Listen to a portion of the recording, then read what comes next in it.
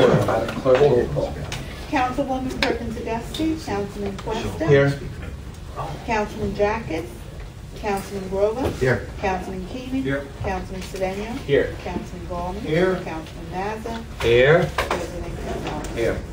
This is a regular conference of the City Council as incorporated in the annual meetings notice of 2012, which was filed in the City Clerk's office and posted on the bulletin board on December 27, 2011, and sent to the Star-Ledger and Home News Tribune in compliance with the provisions of the Open Public Meetings Law of New Jersey. I will now open the public speaking portion of the meeting. Is there any taxpayer resident wishing to address City Council? You may do so at this time. I'm Robert Kern from the city. This is open to the general public. They can sit down in New York City. I went to the park bench. Guy told me I can sit down there. This is an election year. I think we're going to have a Mormon. They have lots of wives. The Marriage Protection Act. And Ryan, he says his father dropped dead early, so those on entitlements, they can drop dead too. And I think that there's a school board election. They keep fighting the mayor for, I don't know, 20 years. He used to be junior. He was on the school board. I haven't seen him lately. I wasn't a personal friend of his. But things change. Thank you. Is there any other taxpayer resident that would like to address City Council? You may do so at this time. Once again, any other resident taxpayer wishing to address City Council, you may do so at this time. Seeing none, I close the public speaking portion of the meeting. Our next item of business, we've asked someone from Community Investment Strategies to come to meet with us this evening. As we all know, unlike tonight, the last several meetings since July, we've had several dozen residents coming to our meetings with their concerns in terms of what's going on over at Oakwood Plaza. So we have here this evening, I believe, Ms. Foglio, who is here to, I guess, provide us an update. But Ms. Foglio? Yes, I'm ready. Are you ready? Okay. But before you make your presentation, just want to let you know just a summary, I guess, of some of the issues, concerns that there have been. I don't know if you have come prepared to address them or not, but some of the things, and I've written some things down. One of the things has been the lack of communication with the residents. I understand, though, that recently you have started to have some meetings with the residents by building. I understand. Only feedback I've gotten from that I'd like to share is that if you could find a closer location, it might make it easier for more participation by the residents. Okay. We've gone from that, from dirty hallways and staircases and that, piles of garbage. And just so you'll know, several of us have been out there to Oakwood, including myself. I'm just there this past Sunday, going and talking with residents and trying to get a feel and a better grasp on what's going on out there in terms of demolition and the buildings and what have you. So the dirty hallways, the staircases, the piles of garbage throughout the buildings. We see some painting was done in staircases, but unfortunately it seems like residents aren't too helpful in that respect. I saw myself, they did paint the hallway and then people just took and walked right through the paint and walked right through the hallways. They painted the staircase, I'm sorry. They walked right up the staircase and you see paint spread all over the hallways now. But that's just another one. Children playing on the rooftops, the poor lighting in and outside of the building, the parking lots. The demolition has been a big concern. They're saying the way that it's been handled, at the beginning particularly, it wasn't even being closed down to keep some of the debris from going on. There are a number of health concerns that dealt with that, of course. Pest problems, it seems that they're saying it has increased, especially since the first building has been knocked down already. A lot of concern with the work orders and how they're handled, and even when they are handled, some of the quality of the repairs that are done as well, if they are taking too long, never following up on the quality. And even I had some tenants say to me, even when they do make complaints, if you complain too much, seems to be a problem. Mysteriously, those that have vehicles, their tires are slashed, car vehicles get, scratched and things of that nature. So there's some concern in terms of the employees that you have working there, and you know, what kind of experience they have, if background checks are being done, things of that nature. So they have a lot of concerns with that. Safety, security, the doors are wide open, anybody can come in and out, you know, as they wish. And just the general conditions were poor, leaks all over, some apartments, black mold in the ceilings, and things of that nature. So the community room is being shut down, and they can't do anything, have any meetings, have any services, programs for the children. So just a list of some of the complaints we've gotten here. I'm surprised there's nobody here tonight, to be honest with you. I retrieved it. I really am, because the last few meetings the rooms have been full, the chambers have been full.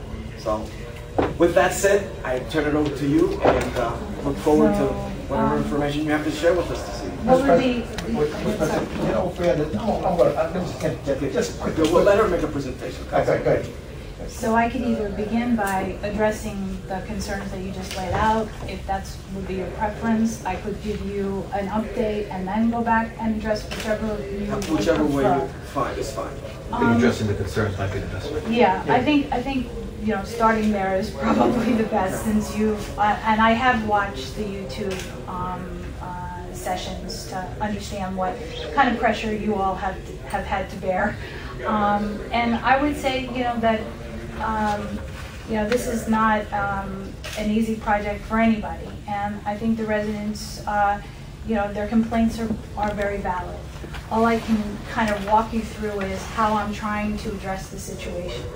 So I think many of you have met me before, but if I haven't, Chris Foglio, I am the president of CIS and the owner of Oakwood, and obviously the buck stops with me. So the issue here is, in all honesty, when we looked at Oakwood, we looked at an opportunity to do what happened in the port. And I think those of you who look at our properties in the port can see a dramatic difference between what we can accomplish as a construction company, a developer, and a management company, and what you see us and our shortcomings as you see it in Oakwood. Because it was never our intention, and if you look at all the portfolio that I own throughout New Jersey, which is close to 3,000 units, nothing looks or operates like Oakwood. And it wasn't our intent to ever have Oakwood standing. So we came to Oakwood with a commitment from the state of New Jersey for $20 million to replicate what had happened in the port. And as you know, Councilman Warova kind of had to go through that process. We knew it would take some time, but we did believe that we would be able to knock all the buildings down and really convert that into a townhouse kind of complex, lower density, lower scale. So to be very honest with the council, when you buy a piece of property, you do due diligence in terms of what's that building like if you're going to have to own it and manage it. And for us, we never intended to keep it up as long as it's up right now. So we knew the systems were failing because it was justifiable to knock down because of the systems were failing. Only to find just about 6 months into ownership that the commitment that had been made by the then Governor Corzine was then not followed through by the Governor Christie because of budgetary problems. So we received $4 million of the $20 million. The first $4 million came in to acquire the property, but the other $16 million never came. So just to kind of put it into context, that $16 million, which should have been a grant and not an obligation of the property, became another debt on top of the property. So we have a first mortgage with the state of New Jersey through the New Jersey Housing and Mortgage Finance Agency, and then we have a second mortgage, which is a UCIA mortgage for it's about $18 million now, because the county was faced with defaulting on the bonds once Christie did not fund the second $4 million tranche of funding. And so the county had to quickly go out and do 30-year bonds at the end of the year, very expensive proposition. And so we have 2 pots of debt on the property. What happens is that, you know, and I know you hear a variety of things, so I wanted to walk you through the process. When HUD pays the Section 8 rents, they don't pay them to CIS. They pay those rents to the New Jersey Housing and Mortgage Finance Agency, which is the first mortgager on the property. This month alone, after the agency pays their percentage of mortgage, which is $230,000 a month, and then they escrow for taxes and insurance and R&R, which is repair and replacement. The amount that came to CIS to operate the entire property for that month was $10,000. So CIS has actually been fronting the cost of trying to maintain the property as we are trying to redevelop. To date, I've put in $750,000 of CIS's money to try and operate the property until we can get to redevelopment. Even though Parker Road, and I met with residents this week, and I said, can you believe that over the last year we have spent $1 million in Parker Road? And I know a few of you have walked through, and you say, where could $1 million go? It's just a drop in the bucket. Part of the issues, and I know that there's a lot of residents that have collapsed ceilings. It's just not like the ceilings are falling. The problem is that there's plumbing above those ceilings. And so if a toilet is running, and it has been running for a series of years, it has completely destroyed the infrastructure above that ceiling. So one day the ceiling is up, and the next day the ceiling could fall.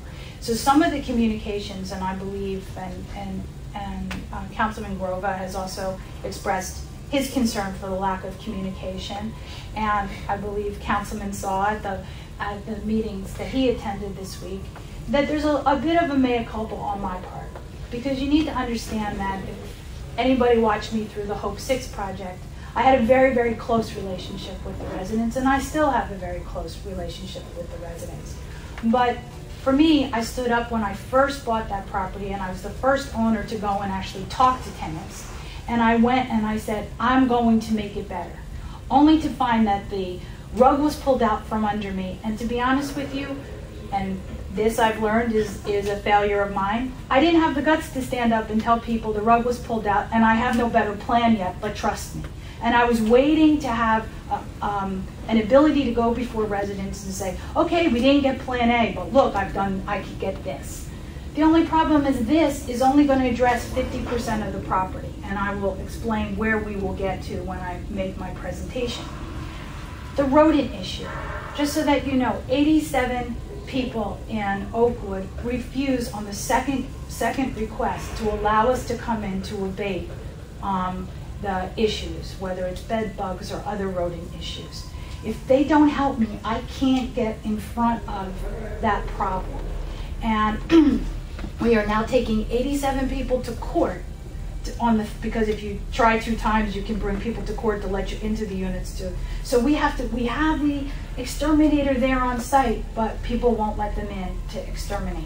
So we have a long way to go to building trust between an owner, because to be honest with you, the owners of the past really haven't done a good job in creating any kind of relationship. And I have to prove myself. And right now, I haven't had a really good track record because I really haven't been able to fix their problems. Not for not wanting, but just from a resource standpoint, how do we begin? Where do we begin? So in the meetings this week, I committed that we would meet every month. I will tell you that we had about a third of each building come to the meetings. I would like to have more. We will do a monthly newsletter so that people that are working that can't make the meeting will at least get in writing what's said at the meetings. And I realized that the lack of communication only added to the frustration, and that was a mistake on my part. In terms of the community center, I think this is a perfect example of where lack of communication creates a lot of ill will. Last winter, we had a very difficult time supplying heat and hot water to building 350 and 380. And the way that those buildings are serviced by a loop system where all of the boilers are in the 200 building on Parker Road. When the prior owner had it, he received $500,000 to upgrade the boilers, but they never upgraded the lines that went to any of the other buildings. So I know you've heard probably that they have had hot water issues. So in order to make sure that we were prepared as the demolition of 400 happened, I was afraid that the demolition could impair service of water to 380 and 350. So we brought in, at our expense, new temporary boiler system that I located in the community space so I could service 350 and 380. At that point in time, I was not sure how many residents would actually still be occupying those buildings through the winter, and we had a very high concern that we would have the same situation we had the previous winter. In the meetings with the residents last week, I said, my option was heat and hot water or community center. I said, I'm sure if I asked you, you would pick the heat and hot water. But it was the lack of them understanding what caused that decision to shut the community room that I think festered more of this ill will between owner and resident. So, I sympathize. I stay up nights trying to figure out what we do in order to address the problem. The issue is that there's a very fragile support system in these Section 8s. And as I spoke to residents, right now those Section 8s are tied to very terrible buildings. But without the buildings, I can't ensure that anybody has the Section 8. So we really are in a very bad catch-22 in terms of, do you lose subsidy, or do you try to do something with these buildings, at least in the short term, so that I protect them having some level of subsidy? The plan that I'd like to walk through, I think I hit rodent, I hit bad communication, security and lights. I'm happy at any point to give you what we're actually doing in terms of repairs. And as you noticed, Councilman, the replacement of lights is a constant battle that we face there. We now have approval, and I should clarify this. I talked about HUD pays New Jersey Housing Mortgage Finance Agency and left us with a very small amount, and I mentioned an account reserved for repairs and replacement, which would be the fund you would go to keep up your building. I have letters, and I shared them with Councilman Grova, where we've requested release of money to put locks on the doors, only to be denied by the New Jersey Housing and Mortgage Finance Agency, because they don't feel that there's enough money in the reserve accounts. So over the last 3 months, I have been fighting and petitioning, and I've actually gotten some sympathetic ears to listen, and the HMFA has given us about $500,000 to start to do repairs in Parker Road, which is a big amount. But in the last 6 months, there was an additional $600,000 spent really on trying to stop the water infiltration from the outside, which is the roof, which is causing people a lot of the problems, which is causing some of the deterioration in the stairwells. In terms of the kids playing on the roof, as you know, fire code does not allow us to lock down the roof. We have been approved by the HMFA out of that same pot of funding to do magnet locks, which we have met with the fire department here. And the only time those locks would be released is if fire alarms were to go off in the building. So I do believe we will be able to lock down the roofs going forward. And I specifically continue to focus on Parker Road because I think at the end of the meeting you'll see that we have a pretty solid game plan for the buildings that face Irvington Avenue. From the demolition standpoint, we've had DEP out, we've had your own health inspectors, we've shown through our subcontractor that did the demolition that all of the appropriate mechanisms were followed on the demolition, including appropriate removal of asbestos. We continue to try to minimize the situation with demolition. That site will be graded.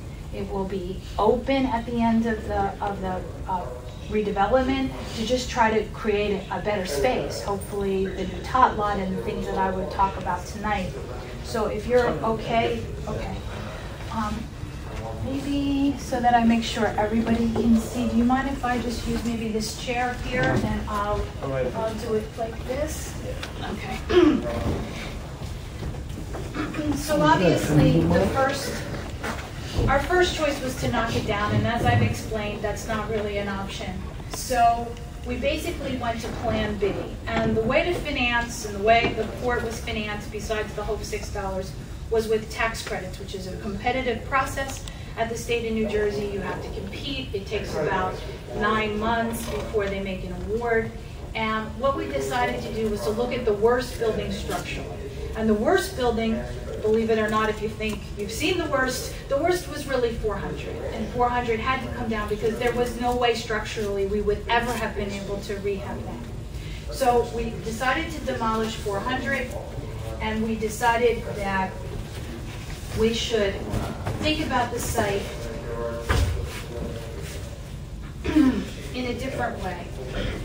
So, as you know from down in the port, some of the ways that you can really change a community is by creating defensible spaces where people have a front door and an address. And basically, I learned that from the residents. How did they want to live in that neighborhood? So we were able to claim the back of the site with townhouse development, which will activate the back. And as many of you who know and have been to Oakwood, this is basically a dark zone, very difficult to manage. All of a sudden, when families are living here and it's their front door, they become part of the resolution to the problem. They are policing that just by their activity alone. So we knew we had to do something back here. This will be 24 new townhouses. In the 350, this is 350, 380, and this was where 400 stood. This is Irvington Avenue to orient everyone. 350 right now has about 30 families living in it. It is phase 1 of the redevelopment. We applied with 2 applications to the New Jersey Housing Mortgage Finance Agency. Only 13 applications were approved out of over 50 applications. We received 2 for the same property. Now, that might not seem a lot to you, but I can tell you there's a lot of people around the state that were not happy that we received 2 awards. Those 2 awards between this project and this will bring about $30 million in redevelopment to this site. So the first thing that happens, both 380 and 350 will be redeveloped in the same way. But to go back to what we talked about in creating spaces and opportunities to activate where a building has dark spots, dead zones, doesn't feel like it interacts with the street or the community, we decided that could we penetrate at the ground floor and create doorways and create openings for people that would actually create a townhouse but inside the building. So what you see here are walkways to units where someone would actually have a door where you currently see just a jog in the Oakwood building. They would have their own door with their own address. They'd walk in, they'd have their kitchen, their living room, their dining room, and then they would have an interior stair which takes advantage of the second floor as their bedroom. So they would get 2-story living. And now I've taken the first and second floor of the building and said any families that are serviced at that level don't need to use the elevator, because I'm sure you've heard about the disaster of the elevators. In the renovation, obviously we'll have new elevators, they'll be handicapped accessible, and part of the problem I'm having with the maintenance of the elevators is their age. So if in any other building, and I own senior buildings and I have Heritage Village in town that's an elevator building, it goes down. You can usually get a repair person and the parts within a reasonable period of time, 48 hours. Here, they tell us, you know, you gotta wait a week for this part, or I can't find the guy that knows how to fix that piece. So we're dealing with an antiquated system that even when there's a want to repair, there's a delay in being able to respond, which looks like people don't care. So if I can pull families out from having to use that elevator, hopefully I'm reducing the wear and tear constantly on a system. Even though it's new, it's still a good idea. What will happen is that these walkways will happen all around the building, so creating activity even behind. So in that way, the circulation and the day-to-day activity hopefully will change the way they feel about, a resident feels about where they're coming home to, so it's safe and lit and bringing it down in scale. So it has an address on the street that makes people feel like they're part of the rest of that community, which you know is a beautiful neighborhood. So we're trying to, you know, take it down. Even though it's a 5-story building, try to have people feel like they're not always living in an elevator building. And hopefully larger families would have the 2-story living. We'd still have to service from the elevator to the 3rd, 4th, and 5th floors, but at least we're able to take some of that what I consider massing out of it. Now, as I mentioned on Tuesday and Thursday night, Tuesday night, by building, I met with 350 and residents of 380. Thursday night, by building, I met with residents on the Parker Road, the 200 buildings. So obviously the happiest people that came out of the meetings were the 30 families in 350, because in the next 60 days, 60 to 90 days, most of those residents will be relocated. Under the approval I have from HUD, I'm able to take residents that are currently in this building, relocate them off-site for only 1 year, but they will be covered by Section 8, which is a very key thing. And then I must move them within 1 year's time back into a renovated unit. But, so there's about 30 families left, and we are currently seeking relocation resources, which include some of our other properties and some of the other local landlords in the city. 380, nobody will move from 380 until after the Christmas holidays, probably sometime in February, March. So it gives everybody now comfort that they're not going to get a 30-day notice right before Christmas that they got to pack up and leave. So, but the next building that will be renovated will be 380. It will be done exactly the same as 350. How many units are occupied in 380? There's 42 units right now. In front of 380, there will be a new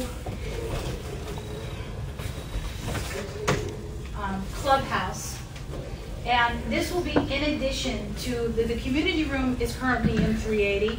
That will be completely renovated and functional with a catering style kitchen and the like. And then in addition, this building becomes the front door of Oakwood. It'll be our leasing office as well as a more intimate community space, which could offer, you know, after school kind of tutoring. It'll have its own entrance so that in the evenings, or if it's a Girl Scout troop or Boy Scout troop, we can give access to a smaller venue without having our staff always, you know, having to be there and such. So this will happen out front of 380. So, and this is a clubhouse that we use throughout our properties. How many families did you say were in 350 again? 350, 30 families. 30. And how many people does it fit, the community room here? The Like big one? The space that could be used here in the club. This is probably, I would say 15 to 20, and then anything larger than that, we'd have to use the larger community room. So when post renovation, this would be the rendering, where you will see these little nuances are over doorways that are entering into people's apartments. There's going to, you know, as much as possible, again, limit the number of shared entries, shared corridors. As you all know, if someone is at your front stoop, whether you own it or not, and they're doing something you don't like, you feel that you're empowered to say, you know, I don't like what you're doing, would you please move along? And most people will move along because it's your door. If you're in a hallway and you're doing something that someone doesn't like, and someone comes up to you and says, please move along, they say, you don't own the hallway. So the more that we can empower the resident and give spaces that they can control, the better from a secure standpoint we'll be able to respond. From a security standpoint, it's not about just policing. It's about giving people an ability to secure their own space. And so the new process will be, I'm sure some of you know from like office buildings like fobs, they're little gray things that you have to kind of move along the entry. It'll be fob entry, but a little bit different in that if you live on the 5th floor and you have a fob and you go into the elevator and you press 4 and you fob, it will not open on 4 because you live on 5. And so the idea is to also control the internal access that people have and can give to people once they're inside the property. In the stairwells, if you live on 3 and you run up the stairwell to 4 and you flash your fob, it's not going to let you onto the 4th. Now, in an emergency, all fobs go up, so there's access for firefighters all through the building. And it will only be as good as you have people complying, but it at least is an electronic way of controlling who has access to what. Now, we talked about this in the resident meeting. Will some people be inconvenienced? Yes. If somebody comes to visit you and they live on 5 and they want to get out on 4, what happens is you have to come out of your unit and you have to press the elevator so you could let the person down on 4. But if something bad happens, and we just had a situation in building 380 where we had vandals come through and pull out the entire electrical panel for the building. Now, yes, did it hurt me? It hurt me monetarily, but it hurt those residents a lot more than it hurt me because they had no fire alarms and they had no lights until we could get that system back up and running. So the idea is if something bad happens, most likely now that you can control this access by the floor, it's somebody on that floor that allowed that. So hopefully peer pressure will also play a part in that if I'm inconvenienced, somebody that's living with me basically allowed this to happen. So I have to, and we've asked that the residents become part of the solution. I can only be the tool to help them get the community that they want, but the spirit of wanting has to come from them. And so I think my biggest challenge over the next several months is, yes, dealing with the physical, but more importantly, dealing with the spiritual level there, that number one, tenants deserve better than they're getting, and they have to hear that from me and from everybody that goes to that property, but also that they become part of the process. And I explained that in the port process, you know, I took a lot of life lessons out of that, and I take them wherever I go. And some of you knew one of the resident leaders, Celie Frazier, who became a very close friend of mine. And early in the process, I was talking about, you know, we needed a name for the port. Let's call it Portside Commons. Nobody was listening to me, said yeah, yeah, yeah. And then I got very excited and said, you know, when we finish, we're going to put this beautiful sign up, and it's going to say, welcome to the port. It's going to have gold letters, nautical theme. And Celia looked at me and said, we're going through all this, and you're going to put a sign? And I said to her, well, it's a sign. She said, well, you have a sign in front of your house? And I said, no. And she said, when we're finished this, we need to give people an address to call home. 7 Front Street, 10 Pine Street. And I then understood that to me, it was a sign.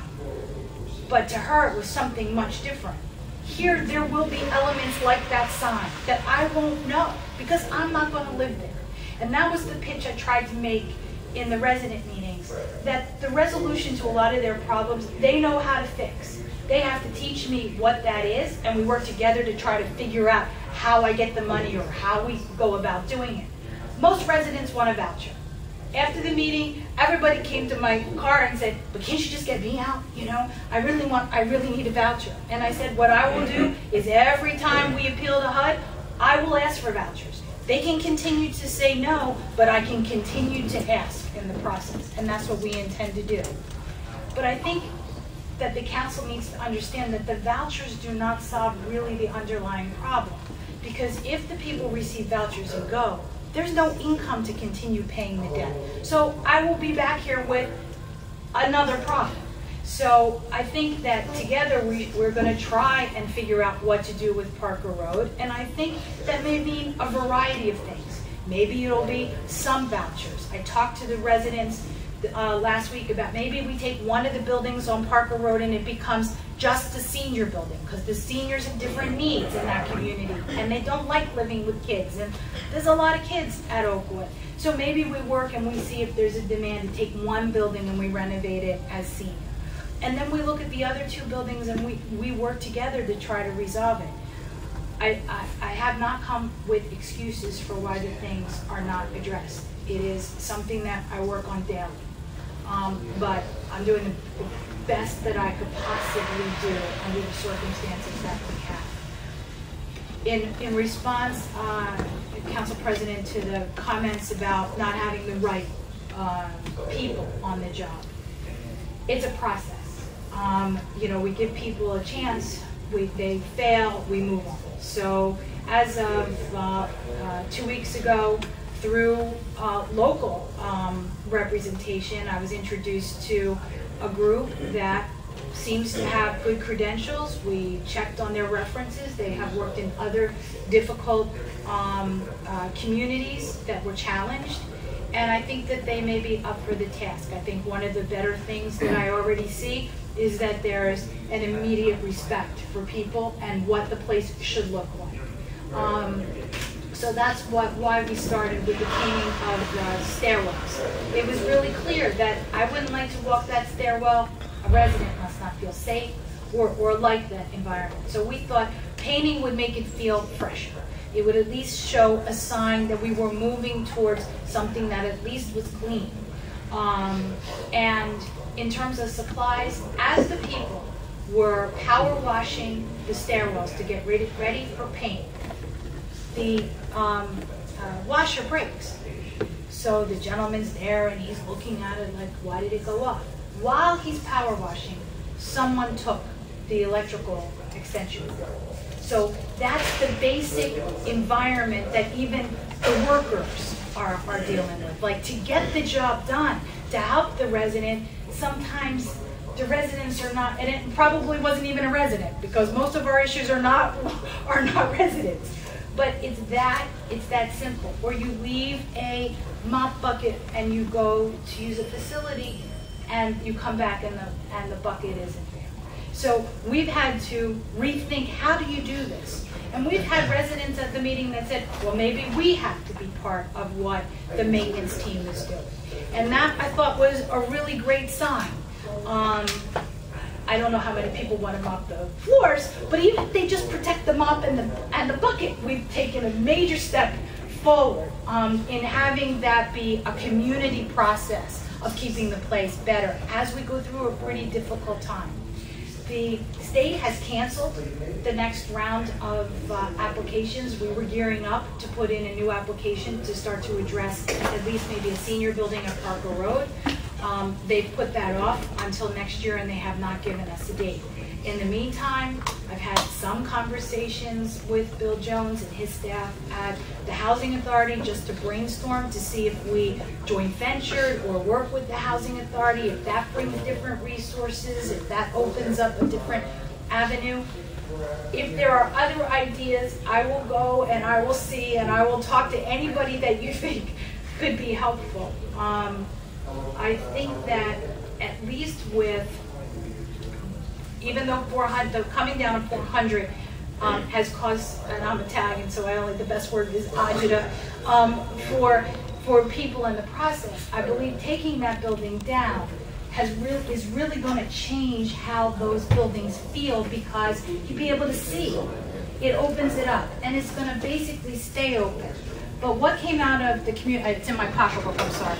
What came out of the community meeting was a point about people have to continue to stay in Parker Road as we even work together to come up with a resolution. And I'll just pass this around because this was only from Thursday night, and we're trying. So if you know Parker Road, and in front of the 200 buildings, there is a setback, and it's a grass area. And the councilman asked me to consider whether we could think about a tot lot just as a temporary measure, so that the families on Parker, at least during the construction, will have some ability. So we're looking at whether we could accommodate a small temporary. It's not going to be anything fancy, but at least it would be something during the construction. And I think, number one, there's enough space to do it. We would have to work with the planning staff to, you know, understand that it's going to just be temporary.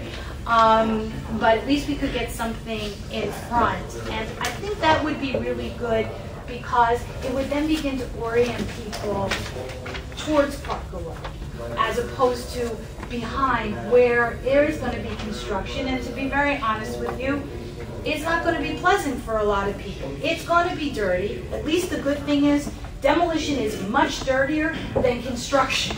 So I think it might have been nice to get the construction out of the way, because anything I do from now on will be a lot nicer than what happened in the demolition. So, you know, I appreciate the opportunity to bring the council up to speed. I'm happy to come on a periodic basis whenever you want me to come to give an update. I wish I had a plan for the entire site, and that's what I told residents at Parker Road. All I could say was that I mentioned her earlier, Celie Frazier said she wanted to be the last person that went in to the units in the port, because she said they'll only get better and better. So I said, that's basically what happened. We learned from in the early what mistakes we made and how we could improve, and the end units were the best. So I said to Parker Road, I know you're waiting, but probably you're going to get the best result at the end. So I'm happy to speak to you. Mr. President? Yeah. I'll be quick, because I was there when she met on Thursday, and I'm very pleased with it. I mentioned to you, I think, also. I'm very pleased with the meeting, and a few things that came out of the meeting that I was very impressed was the lack of communication. And I mentioned that to Chris. I said, I think this project is going to start to move now, because the people there in that site are starting to get involved, and they got input, the same thing they had in Old Sick. I mean, he's in that, Councilman Grover know that. And she's going to start doing that. I think going to see the community level work much better than it has in the past. The other thing is, you failed to mention, Chris, I'd like people to think a little bit more on security. You forgot to mention that, and I talked about security, and she's going to, I want to talk about it. You come back and talk about that. I'm so happy that you considered doing the playground. And I mentioned about the playground because if you guys remember, we were sitting here, the kids were talking about playing in dirt. Remember that? And I said, well, maybe just do something, you know, temporary. And they understood that. And they was kind of happy with that. And last but not least, if you could just touch a little bit more on the voucher, because there's a big rumor out there on the street that everybody will get these vouchers and and it's all over the city. And it was not true. So I think, I know you mentioned this a little bit. Okay. If you can elaborate just a little bit more on the voucher, security. Okay. You mentioned about the playground, and I'm so happy. And now that he understands, the president understands about the community room. I didn't know that myself till I got there, that they had what she did. Nobody did. Yeah, exactly. But it was like a communication, councilman. You know what I mean? But that's what it takes. Communication is the key. And I can see this thing moving forward now. And you see tonight, you don't have many people here because she sat down with each group and she talked about, and I think she did a great job on Thursday evening. And I went there on intention to be for an hour, and I stayed there for 3 hours. But I was happy I stayed there. But anyway. Yeah. Okay, two things. Vouchers. We didn't have any vouchers. None of our residents received vouchers to leave.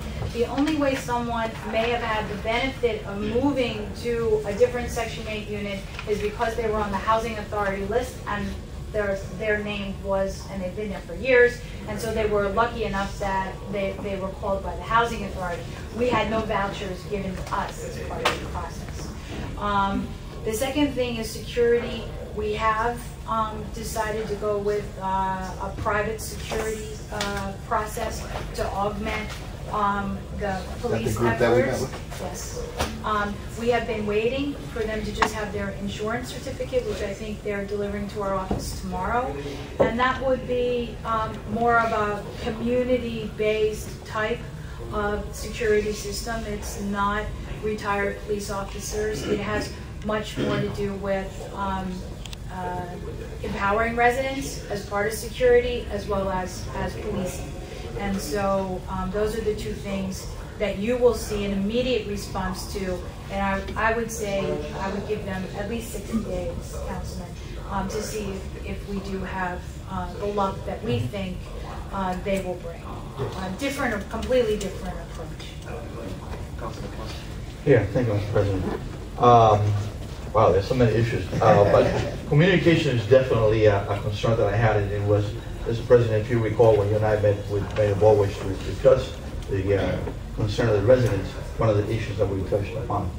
I think I'm disappointed, to be honest with you, that some of the residents are not here because I think you're right. I think, first of all, it takes an honest discussion of the issues, and it takes participation from the residents. Based on the testimony that we heard from many of the residents that attended previous meetings, it was obvious to us that some of them were basically saying, you know, I don't live there, but I'm always there. Well, my question would be, well, what are you doing here then? If you don't really reside here, why are you always here? But, and I'm glad that we clarified the issue about the recreation room, because that was a major concern that I personally had. But I guess my question to you is, because we have endured meeting after meeting with a lot of criticism, primarily the president, and would it be fair to say that, and you have made a wonderful presentation, and I'm happy that there's hope. You know, for a while there, some of us were somewhat pessimistic, because I know we knew that money was a major issue because of what Christie did. So I'm glad that there's hope. But would it be fair to say that some of the things you have said here tonight, you would have not been able to say a month and a half ago, and that's why we didn't meet before? That's right. Okay. I just wanted to clarify that, because I knew Councilman Grove, I met with you, I knew that other people have reached out to you, but as a council as a whole, I was lacking a lot of information, so if you say to me that some of this information you didn't have, then I completely understand that. Right. I mean, to be very honest with you, we only had really HUD approval for the process less than 30 days, and we're still negotiating the final approval. And I can't close on the money because I'm still negotiating the final details with the investor who buys the credits. And so, you know, I think I learned that even if it all isn't tied up in the bow, it's important to let you know where I am in the process. So in the future, as I'm moving down the path, I'll at least tell you what I'm trying to accomplish. I think the pressure I put on myself is that you probably didn't want to hear from me unless I had a solution. And that prevented me from Sure. Thank you. Go ahead now. Go ahead. I thank you for coming and doing the presentation. One thing that I feel though should be addressed as soon as possible, and I don't know what the plan is just the lighting. The lighting. In the pathways, in the parking lot. It's just, we all know light makes a big difference. I mean, when it's lit up, everyone feels safer. They'll be more prone also to park in the back. Right. I know they're afraid to park in the back. So I'm not sure what's the game plan. The game plan is to replace the parking, and we did get approval, as I was explaining, to replace it with a different kind of light, because as you know, we have had light there, but we lose it quickly. And so we kept replacing it with the same thing, and I said, well, this is crazy because we're bleeding from a cash flow standpoint, and we're not solving the problem. So we were able to get a light which should withstand, you know, the vandalism that we've had, and therefore spend a little bit more money. The HMFA was only allowing us to spend this amount, but we replaced them so many times. I said, if you allow me to go to the next level that has some of the protecting measures on it, it's actually going to be cheaper in the long run. So they have approved that. Those lights are now on order. We have to have 3 bids. We went out for the bids for the electrician. So I would say in the next couple of weeks, you should see that work starting to happen. But it's much more, I think, important to change them out so it stays. I know they were knocking them. And along when they get the security in place, along with the lighting, I think that's going to be a big major factor. The other good thing from a security measure is that once the construction starts, it's almost like I have 2 budgets. I have the budget for Parker to do the security for the Parker Road buildings where people are, and then I have the security budget for the construction. So I actually have a little bit more than we've been able to have. And our attention to 3 buildings instead of 6 is a lot easier, right, than having it all over the place. So I'm hoping that the residents feel a lot more attention being given to them when we can get this construction going and not have to worry about residents being on the other side of the site. Yeah, my concern for any unit, any rental unit in the city, is that it meets the codes and the requirements and so forth. If we could be assured that whatever residents are there are in habitable units by law and ordinance, that would go a long way to reassuring us that that when people come and make unsubstantiated claims, that in fact we can say no, the units are up to code. Are the units up to code? The units, I'm gonna punt. The units meet health and safety standards. Do they meet all your maintenance codes? I couldn't stand here and say that they do.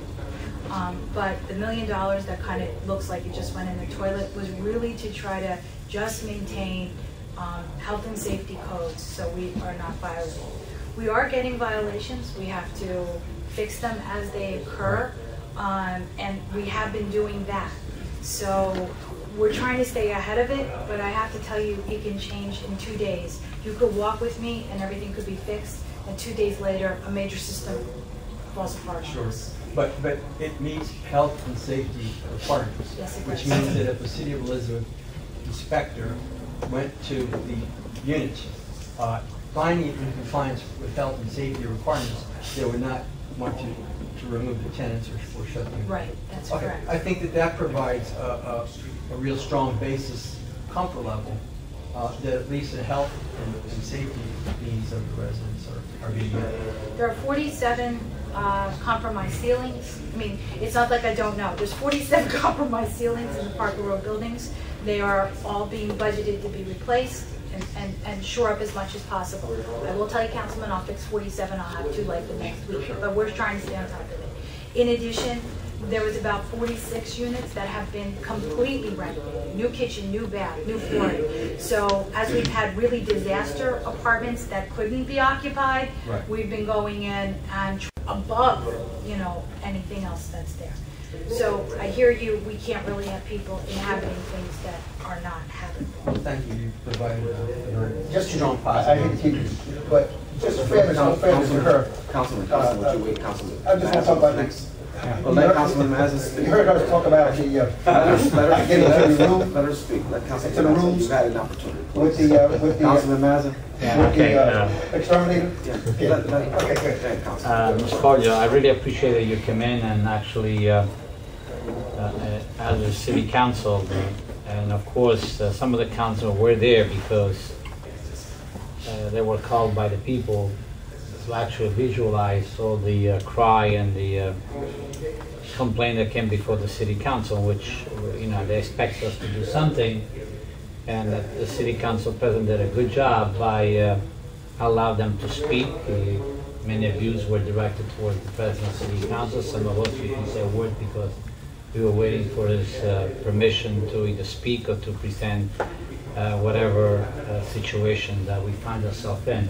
I do remember that many years ago when your company came over before city council and we voted upon millions and millions of dollars, and unfortunately the Democratic governor lost, the Republican won the election.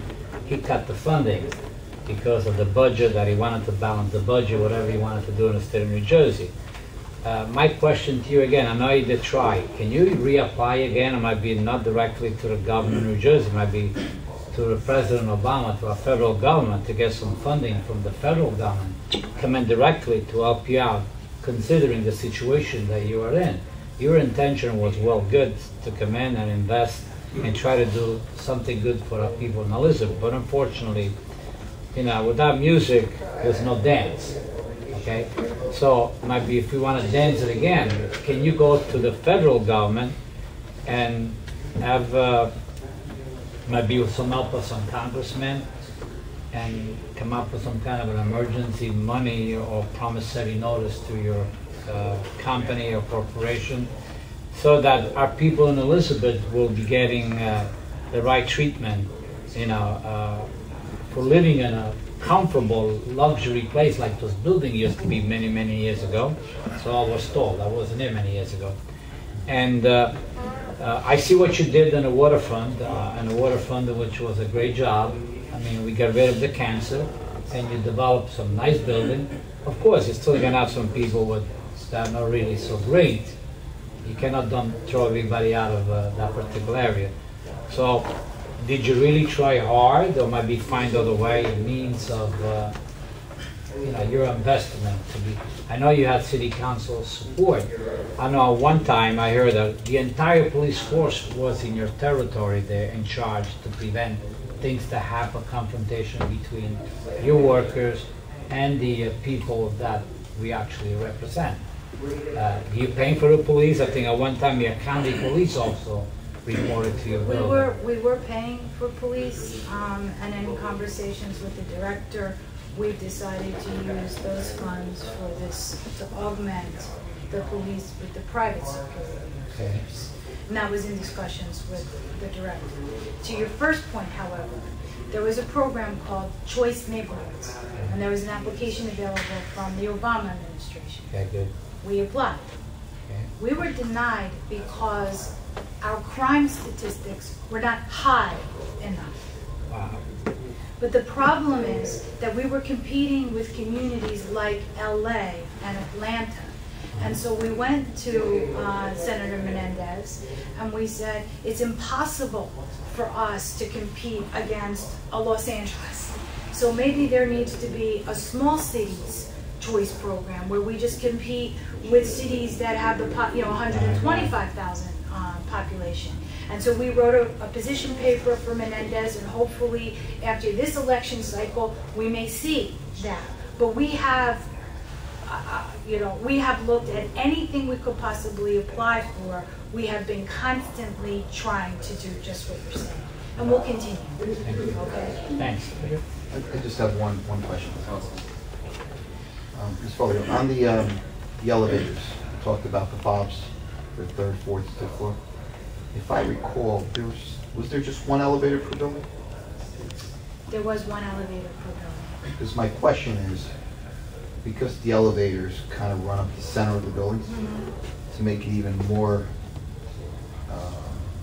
secure, I guess, maybe have fobs that would open the elevator door to the right side of the building, and a different door opening to the left. It's a good thing. We should look at that. Because there are elevators that have openings That in do both. that, right. And if you're going to do a brand new one, that might be the way to It's go. a very good idea. and we'll Because look now at you'll even cut it into less people going to different parts of the building. That's a good thought. See if we can do that. Okay. And the elevators will be larger than Right. what they Like the one at the Yankee Stadium. Yeah. I wish I could afford the one in here. Any other comments or questions? Want to Thank you very much. Thank you for Thank coming. you. Thank you. Thank you for your I time. really want to thank you for coming out this evening and giving us some information. We recognized all the problems that you did inherit when you brought Oakwood Plaza and the funding and the finances that you wanted to do and what you wanted to do from the beginning, and it did not happen. So we understand all of that. And I'm glad to see the communication, and I'm hoping that because you've met with some of the tenants, is why they're not here this evening. That now there's that communication, and I really hope that you continue that communication with these residents, like you said, whether it's the monthly newsletter or a meeting with them and with the buildings every couple of months or whatever the case may be, because ultimately they're the ones that are living through this day by day. And I know my job is to try to address it so it doesn't have to be here. So, because yeah, like the elder councilman indicated, when they come here, then we need to, I understand. try to do something to help our residents out. So Well, I appreciate the it. time. Thank you. Thank you. Okay, we'll now move on to our new business.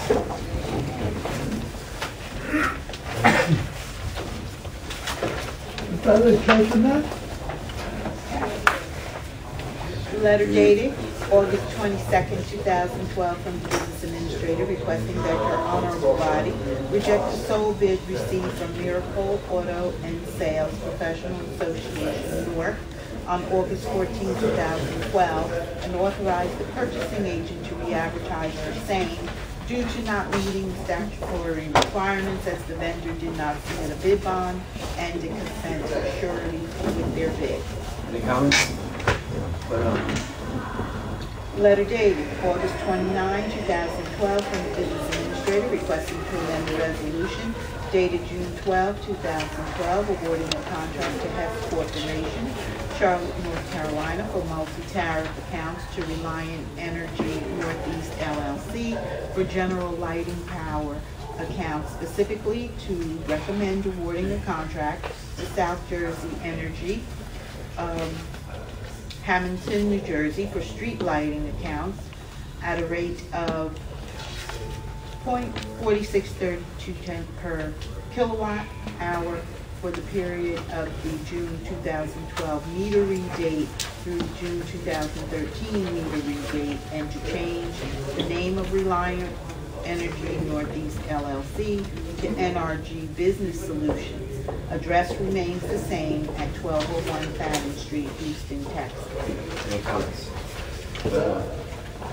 Letter dated August 30, 2012, from the Business Administrator recommending awarding a contract to Lavos Elizabeth to publishing of advertising for a period of 1 year from the date of award in an amount not to exceed $30,000. Any comments? Put it on. Letter dated August 31st, 2012, from the Business Administrator requesting to amend Chapter 5.16.30, Section A of the Code of the City of Elizabeth, specifically to include the financial status of the applicant, including the amounts of all unpaid judgments and liens against the applicant, and the nature of the transaction or acts giving rise to such judgments and liens, and the experience of the applicant in the transportation capacity. Any comments? Put it on. Letter dated August 31st, 2012, from the Business Administrator recommending awarding a contract to PSE&G, Somerset, New Jersey, to install 4 12-foot tall Classic 1 poles at McPherson Park in the amount of $14,458. Any comments? Yeah, I'm very happy to see this. We getting sewer work done at the intersection of Westfield and Elmore, and this is for the pocket park that's right there on the corner. Any other comments? Put it on. Letter dated August 20, 2012, from the Second Assistant City Attorney on behalf of Light Tower Fiber Long Island LLC, Islandia, New York, is requesting permission to enter the public right-of-way so that it may locate, place, attach, install, operate, and maintain facilities within municipal right-of-ways within the City of Elizabeth, and enter into a right-of-way agreement for a period of 15 years. Any comments? Is this the first time this is coming? No, it came to us before, but then it was sent back to the law department. Okay, you kind of thought this was one that had been held, right? Yeah. We asked for the input. Ask for an input. I don't know, I think Councilman Grover, I think you were the one that wanted to have input from the law department on this. Which one is this now? This is the light tower.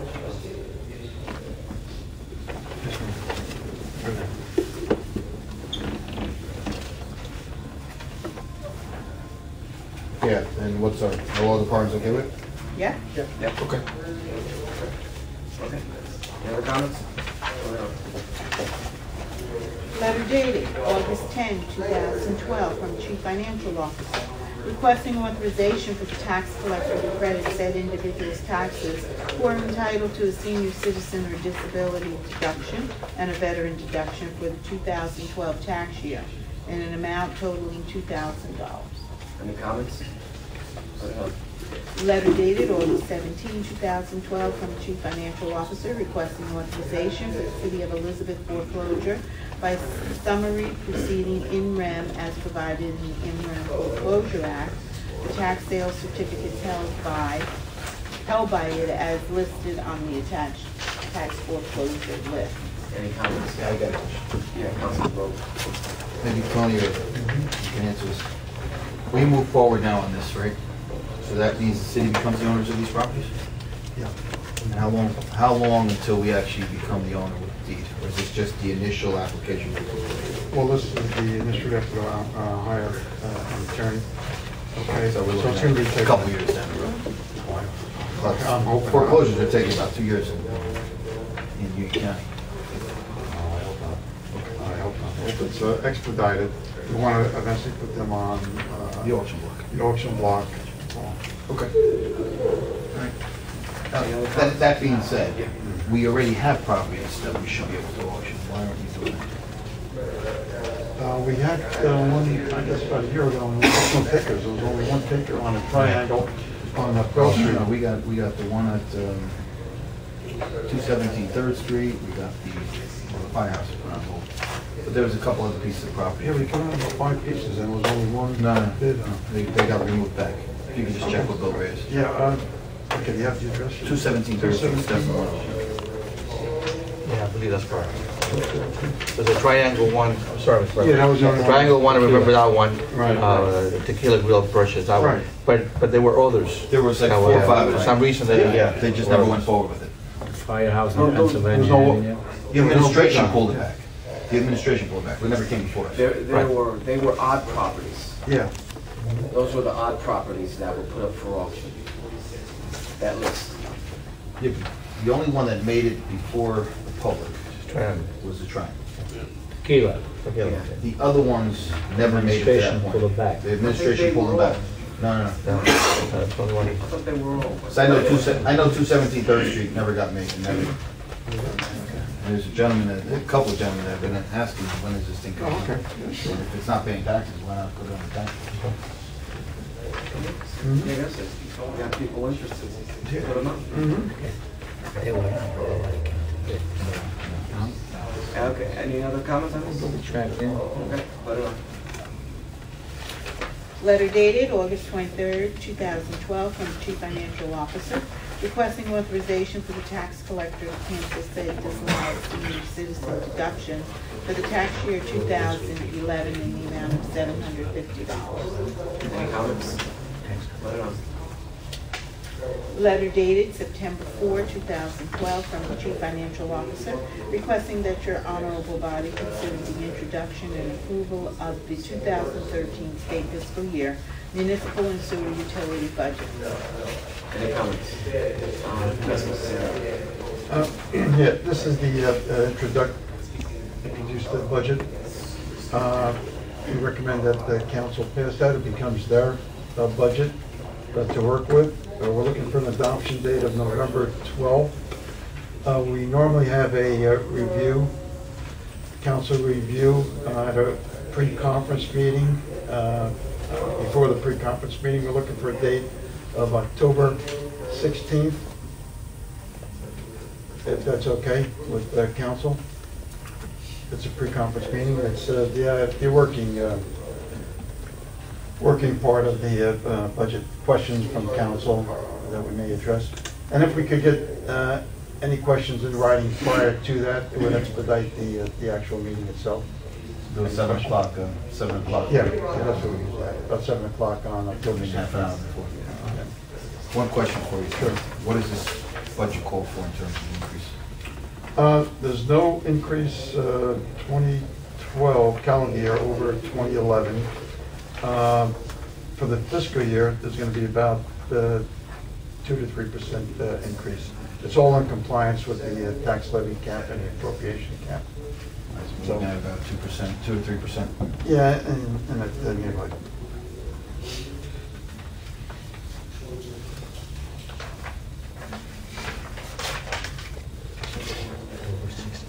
October 16th. Well, Yolanda, you're going to send out, you have to send out notices for that.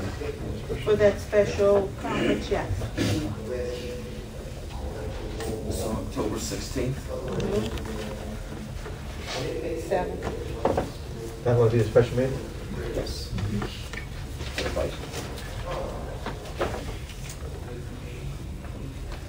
And that November 12th, that's on a Monday night. It's prior to the league, so to adopt any amendments and the budget. So. At this point, does anybody see it? problem with the November 12th. And we going down to AC? Well, that's why it's changed to the Monday. Yeah, do it on that Monday. Good, Monday. And so we'll have it all set up. Ilana, you'll be able to take care of both of them. Change the date to Monday. Okay, great. We'll review on the 16th at 7, and then the adoption will be then Monday, November 12th. Any other questions or comments on that? Letter dated September 4, 2012, from the Chief Financial Officer advising that temporary emergency appropriations for the 2013 state fiscal year municipal and sewer utility budgets may be necessary. Any comments? So we just got it, we're already adjusted? Letter dated September 4, 2012, from the Chief Financial Officer advising that transfers for the 2012 state fiscal year municipal and sewer utility budgets may be necessary. Any comments? Put it on. It's my understanding that the corrective action plan is in the process of being prepared, and the Chief Financial Officer would like for that corrective action plan to be added to tonight's agenda to be considered for the September 11 meeting. Yeah, we hope to mail it out within the next day or two to council for next Tuesday. Anybody have any questions or comments about that?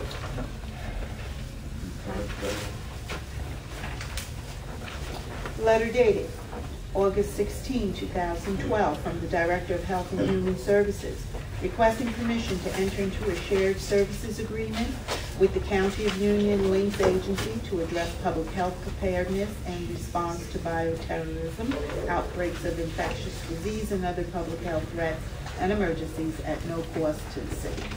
Any comments? Yeah, I do. Councilman Gordon. Tony, are there any towns that have, since we're doing a Union County shared services agreement, are there any towns out there spraying for mosquitoes? I haven't heard that. Because we've, I was reading where they had a virus out in Staten Island. Oh, yeah. Up in Union County, they spray for mosquitoes. Right. So my question is, since Staten Island is right across from Yes. the port, Is that not one Long Island? I thought it was Staten Island. maybe it is. They have Well, the, senior service. It was Staten Island. Oh, yeah? Can we see if the towns or whatever, if we can get somebody to spray down the grass areas down along the water? Because I'm afraid to start floating over to the other side of the river. Yeah. It's off the close. West Nile, right? West Nile, I'll just don't think they West Nile.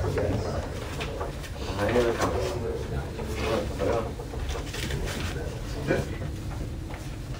Letter dated August 29, 2012, from the Acting Director of Neighborhood Services, requesting permission to have a lien placed against 542 South Park Street for the demolition of said premises in the amount of $12,800. Any comments? Letter dated August 10, 2012, from the Director of Planning and Community Development, requesting authorization for the proper city officials to execute any and all documents necessary to discharge the city's second mortgage, owner-occupied basic deferred payment loan program, and cancellation of the deed of easement and restrictive covenant for 1071 Bond Street in the amount of $3,912. Any comments? Put it on.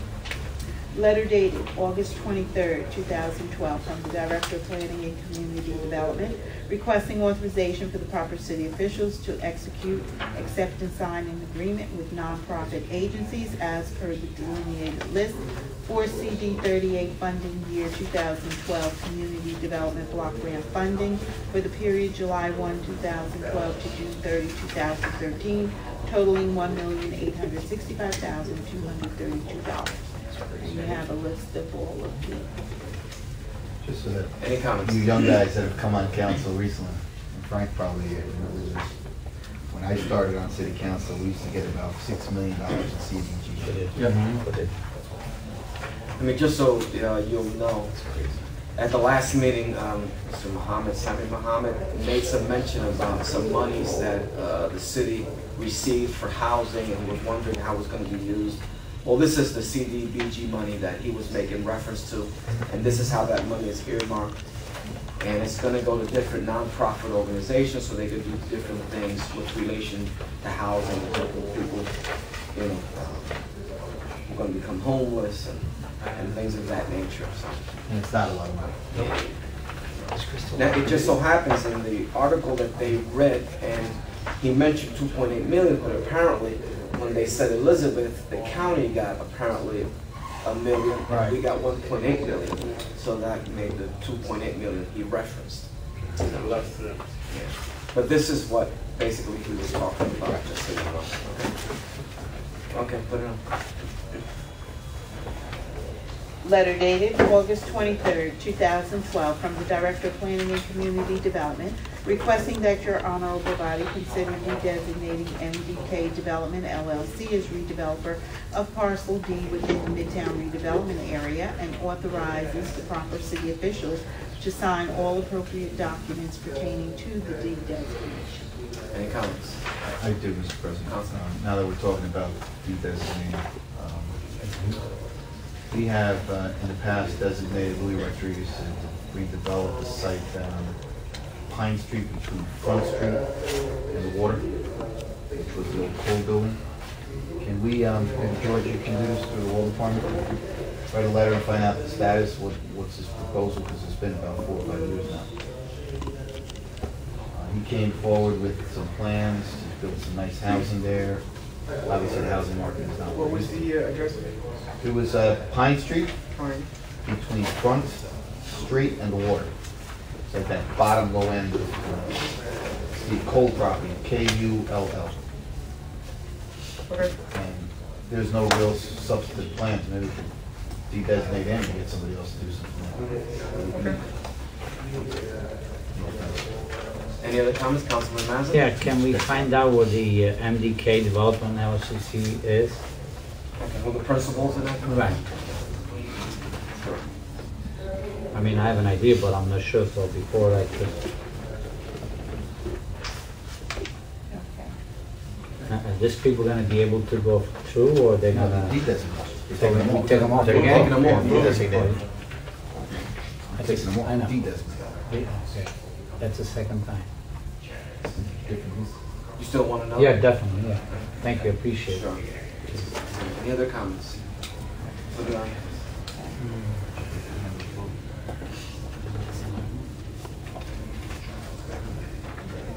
Letter dated August 24, 2012, from the Director of Planning and Community Development, requesting authorization for the proper city officials to execute any and all documents necessary to discharge the city's second mortgage, owner-occupied deferred payment loan program, and cancellation of the deed of easement and restricted covenant for 604 Greer Avenue in the amount of $10,197.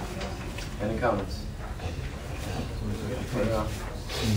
Letter dated August 29, 2012, from the Director of Planning and Community Development, requesting authorization for the proper city officials to execute any and all documents necessary and appropriate to provide a rental housing program deferred payment loan for the premises located at 460, 466 Spring Street, to provide construction of 12 residential units of a 20-unit mixed-use building in the amount of $573,910.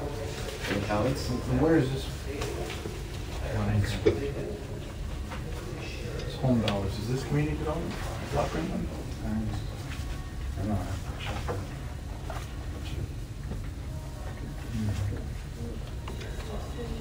Yeah, it's got budget account number down below E, home number. Is that where it will come from? Rental housing program. Community development? Yeah. Yeah, there's some of your money also Yeah. This, for housing. Different source, but it's similar things. You mentioned before. right. 20 years.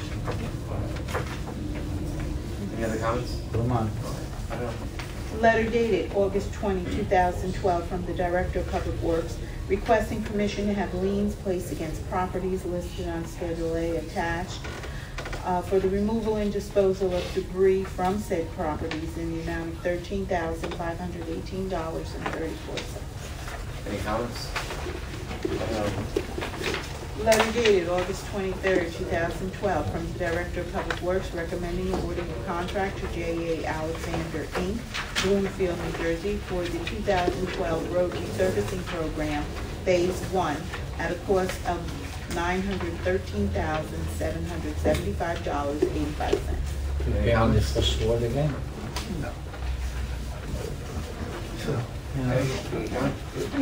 No comments? Okay, put it on. Letter dated August 23, 2012, from the Director of Public Works recommending awarding a contract to JRC Construction Company, Inc., Kearney, New Jersey, for the City Hall front step slab repairs at a cost of $62,500. Any comments? Have these come up before? Or something? That was the railing. Oh, that's good. No comments? Okay. We did the back steps. Okay, I know we remember some kind of steps. on there. Nice back steps. All right, now we're doing the front. All right. And the All right, roofing. put it on. Letter dated August 24, 2012, from the Director of Public Works recommending awarding a contract to Mazer Consulting, PA, Red Bank, New Jersey, to provide professional engineering services for the conceptual design of the Fred Erxleben Pool Restoration Project at a cost not to exceed $3,800. Any comments? As I mentioned at the last meeting, this is going to be the only pool left in the city of Elizabeth, and looking forward to its restoration. Outdoor pool. Outdoor pool, all right. I wanted to start, but I didn't want to call it up for Open up a coffee shop after that. Coffee shop also. Coffee shop? Yeah, alongside the pool. I'll be another Ryan. And it's a great thing. We can keep our kids busy, so this is a good thing for our people. Any comments? Come on. Letter dated August 29, 2012, from the Director of Public Works recommending awarding a contract to Birdsall Service Group, Cranford, New Jersey, to provide mechanical engineering services in connection with the Elizabeth Police Department HVAC chiller replacement at a cost not to exceed $14,000 plus reimbursable. Any comments? Letter dated August 29, 2012, from the Director of Public Works recommending awarding a contract to the Birdsall Service Group, Cranford, New Jersey, to provide environmental engineering services in connection with the O'Brien Field, the LSRP and Environmental Services Project at a cost not to exceed $72,400 plus reimbursable. Any comments? This work was done already about a month ago. Yeah. There was somebody inside the field doing drilling and testing or whatever. Then they found that they need to do some cleanup, and that's what that is. The whole cleanup is going to be only $73,000? No. Or just a study?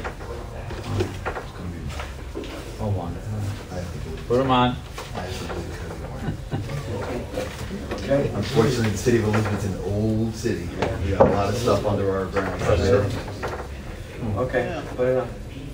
Letter dated August 29, 2012, from the Director of Public Works requesting contract amendment number 1 to the resolution dated October 28, 2008, awarding a contract to Joseph Gigoli and Sons, Inc. to provide construction management services for the general renovations and security upgrades at police headquarters in the amount of $225,000. Specifically to provide for additional construction management services due to exceeding the allotted construction time at an additional cost not to exceed $20,000 for a total contract amount of $245,000. And the 20,000 is coming from Any the contract. comments? The police station needs security upgrades. Police department. Yeah, so police officers, All right, any comments? Any other comments? Put it on.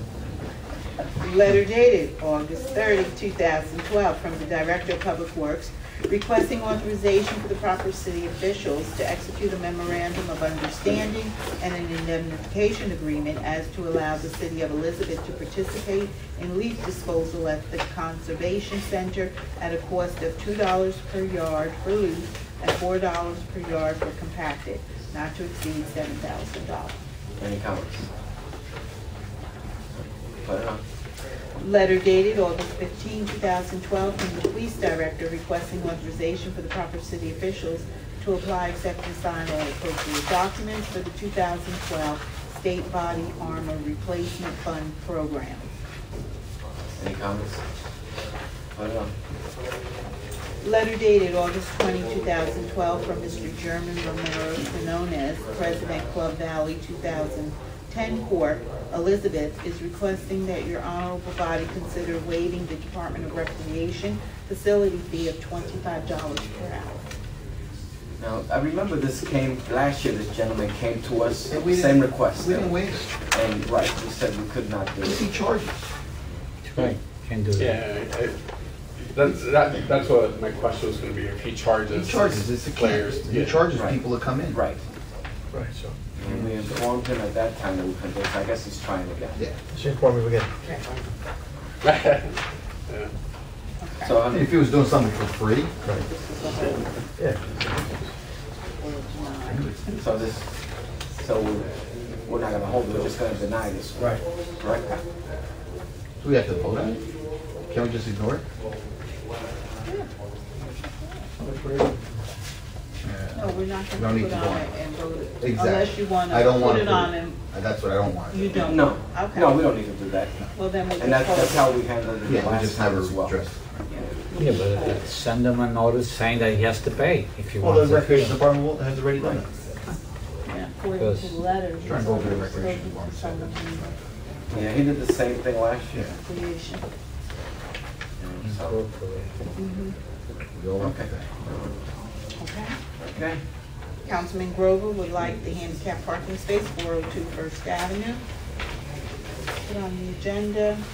Councilman Keenan would like a commendation commending Mr. Myron Chevel on his recognition by the Elizabeth Coalition to House the Homeless, to be held September 20 at the Town Plaza. Thank you. Should go. Councilman Mazza has a memorial for Mr. Robert J. Delaney of Elizabeth. Oh, Robert Delaney. Passed away. Passed away? Oh, Yeah. Thursday. really? Oh, wow. I knew he was battling cancer. He was okay the night before. He was celebrating his birthday, like Yeah. just a week before. Really? In your packages, you have an invitation for the from the Columbus Parade Association to be held Sunday, October 14, 2012, from 1 to 6 p.m. Okay, now we have to. What are you gonna have? You know the thing of Santa Maria? Whereas the Open Public Meetings Act, PL 1975, Chapter 231, permits the exclusion of the public from a meeting in certain circumstances, and whereas this public body is of the opinion that such circumstances presently exist, and whereas the governing body wishes to discuss a matter falling within the attorney-client privilege, minutes will be kept, and once the matter involving the confidentiality of the above no longer requires that confidentiality, then the minutes can be made public. Now therefore be it resolved that the public be excluded from this meeting. I need a motion to go into So moved, Mr. President. Moved and seconded. Roll call. Councilman Questa, Aye. Councilman Grover, Aye. Councilman Keenan. Aye. Councilman Sedano. Aye. Councilman Ballmer. Aye. Councilman Mazza. Aye. President Gonzalez. These who are not, they don't do background checks on them. There was this one police officer who was called, indicted on sexually assaulting young girls, and then he was an EMT, and they didn't do a background check. And, I read that too. Yeah. And apparently there's nothing requiring them to undergo criminal background checks. Now, I don't know if we do any or not. I don't know, but I can look into it. Yeah, I have a copy of the article here. I'll look into Is that something that we can require? Well, we've actually looked into the background check issue, and it's a very delicate balancing, and we're Look still into it. kind of. Yeah, If it's something we can do for EMTs. yeah, I mean, all the others. If we don't do it, require we may do background, it, I but don't know. EMTs doesn't, and that doesn't make any sense to me. I mean, they're so much in contact with the public that it always seems like something up when they give you the article. It's the article that I brought. There was another thing that came on. This is for our servicemen and women. They're hiring our Heroes event, Sun National Bank Center in our capital city, Trenton, Wednesday, September 12th. Also wanted to see, I mean, they're asking here, this is something that we got from the League of Municipalities, and if we can just hire one serviceman, I mean, you know, these people fight for our country, a lot of them come back and don't come back to jobs. This is just an effort to try to, you know, recognize our veterans when they come back, and this is something that would be nice if there's anything that we can do. Well, I know at least one of the officers we hired earlier in the year was a veteran out of Afghanistan. Yeah, so I they don't know just, if there's more, but I can tell you one is. so they're just saying if only 1/3 of our municipality hired one veteran, that would be 188 jobs for veterans. So I don't know if there's anything we can do with that, but I'll read this to you. Sure. That goes up to Bridget. I'll send it. And then the other thing I'd like to see, if there's a sign up. This is by the Department of Environmental Protection for reducing air pollution, diesel.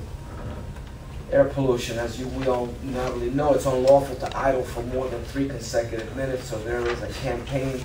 It's called Stop the Soot campaign, and this is something that I'd like to see, and it's encouraging the schools and the buses to take on this challenge, this no idling pledge. I don't know if maybe we could send this over to the board if they haven't seen it and suggest, because I know I have, and I see it throughout the ward, and people complain to me about it. Particularly the buses, they come a lot of times in the morning, they stop and the buses are running, and they're running longer than 3 minutes just waiting for somebody or whatever. Many times not picking up students, but you know, waiting for somebody else, somebody to aid that's going to be working on the bus, or just taking a break. So we could send something over. I think that's already in Well, no, the Board of Ed, I don't know about, so that's but I different. think that. I know Michelle McBean, through Future City, has met with myself and Right, Johnson. and I've talked with her as well. But that was something citywide. Citywide. The issue specifically to the buses. This is specifically to school buses. I thought that was. Well, they're supposed to be enforced too. Right. It's just a matter of being enforced. Well, you know, Because I had a I think the president's point is to try to get them internally. right. Well, because I had to put a sign up right by Magnolia Beef. You know, they had Tractor this truck, Right. tractor trailer. Right, we have those signs like no idling. Yeah, right. I that put a kind of sign up thing. there, and I asked the police to help me to enforce it. And we've been zapping them pretty good over there. Yeah. Yeah, because, exactly. Yeah. That traffic Well, higher. This is to see again if the school administration, Internally. you know, be a part of that, you know, Stop the Soot campaign. So, okay, Councilman Bowman. Yeah, I don't know if you guys received the same thing I did in the mail, and I would like this governing body to do the same thing if we can, work with them. From Senator Lesniak and to a settlement person, they sent a card about a second chance act. Did you guys receive that in the mail? I was gonna bring it, but I forgot it. I did not. No, Yeah, I forgot, I was gonna bring it and share it with you. we're not that close. I was gonna bring the invitation, a card they had sent out.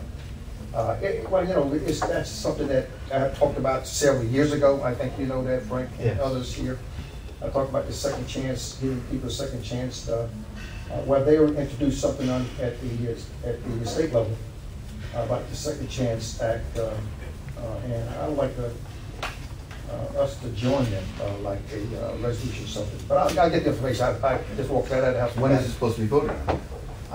Maybe If it's something soon, then we gotta do it for next Tuesday. I can't, I have to get the card and sometimes they get it to you guys quickly, either by email or something. Basically, a resolution of support.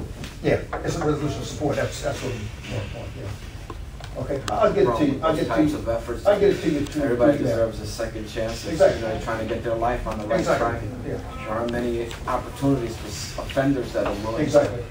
I mean, you'd be They'll get their surprised. lives going in the right You'd be direction. surprised, So. you'd be surprised how many people I've talked to almost daily, and they have had their lives turn around and just little snitch still hang there, and unfortunately, they just can't get a job. I mean, you know, I think it was time that we opened up our heart and soul and give people a second chance. So anyway, I'll get that to you guys via email or something. You know, so you got it.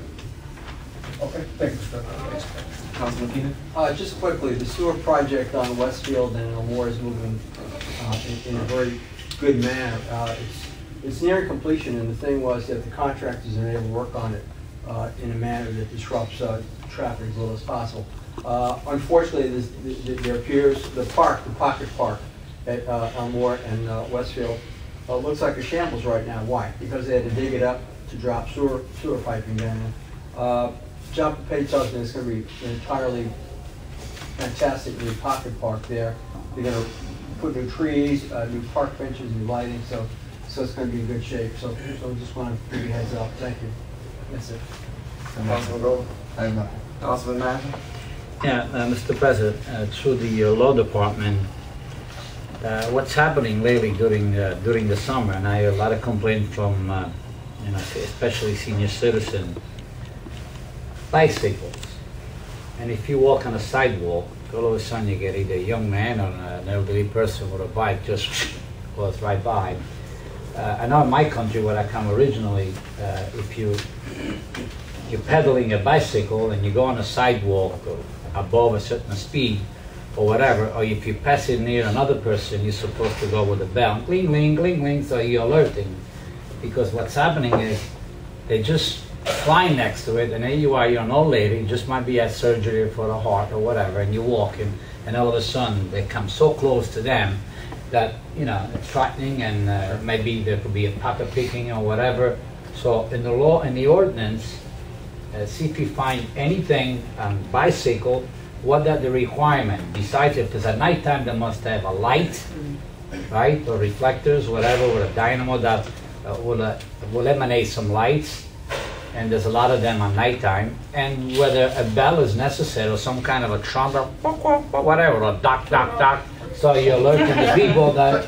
I mean, you know, one of those. So, write that down, Yolanda. that actually, yeah, you gotta write it down, because I know there's a lot of people, seriously, there's a lot of people concerning, and you understand what I mean.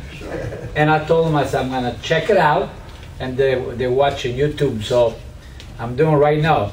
And through Mr. Estrada, the attorney for the city, is gonna check it out. They come up, and if there is no law, they'll come up with something, ordinance for the city, that anybody using a bicycle and passing next to a person, whether it's a man or a lady or whatever, you have to alert that person that you're going either on the left or the right side, so at least they hear some kind of a noise that is not really scaring the people, you know, or for other reason.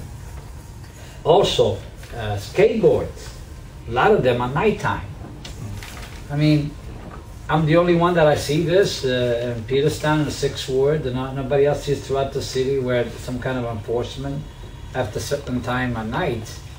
You know, it's really dangerous if you're making a left-hand turn or whatever, and you all of a sudden you find a person coming down, pedaling with a skateboard right in the front of you. Now, what do? Do you run the person over? I mean, you know. I was just going to say, a couple of months ago, there was someone on a skateboard, I forget which town in New Jersey, I think, hit a senior citizen and killed him. Yeah. Because they were flying down the street. That's for one. Two, Mr. President, and diesel, it's been 7 years I've been fighting. The problem is enforcement. I went out and I sent Mrs. What's her name, Maria, the returning officer, to first alert the people. Trucks, huge truck, refrigerator truck. I have a couple individuals that actually, they bought a property, and I got complained. I went to them and I spoke to the gentleman. He goes, but this is my property. I said, I understand that this is your property, but you are zoned in a residential area, commercial truck, and not, but this is where I make a living. I said, well, talk to your attorney, you know, in case he checks with the city. maybe you could go for variance and get a special approval for him to build a big garage and puts the truck inside the garage or something, or you have to find a different location. So a couple of people were alert on the fact that I could understand their culture. They're coming from a different country, they invest money, and they think once you're on the property, you can do whatever you want, which the attorney probably, I don't think it was Mr. Grover, but you the attorney, no, somebody else. I'd refer him back to the attorney so he could actually find out what's happening. So I've been fighting for this, and we need to enforce. Diesel, school buses, they know. Once you're waiting, you shut off the bus. You don't start the engine until the coach tells you it's on and you're moving. And I've been a coach for many years, so we know exactly what we do with the school buses, for instance. But you could send whatever copy to them. 220, Yolanda, I just sent an email to be forwarded to the police director, Mr. Papetti, to demolish. There was a fire, and it's terrible. Squatters, the city keep putting plywood or whatever to cover up but they're still ripping down. So it would be wise if the city they look into demolish, because apparently this owner, he doesn't care. I think he lives in East Orange or West Orange, but he owns a property at 220 South Street. So I did send an email for you to forward it to Mr. Cosgrove for the law department and Mr. Papetti so he could expedite. Actually, the bank owns this particular property, 220, so we could expedite that because there are actual people complain. And of course, you received the other complaint that you'll send out those letters for me today. Thank you very much. Councilman? Finito. Councilman, you just mentioning the diesel, that for the schools, I'm hoping that also includes the company they contract with as well. Councilman Costa?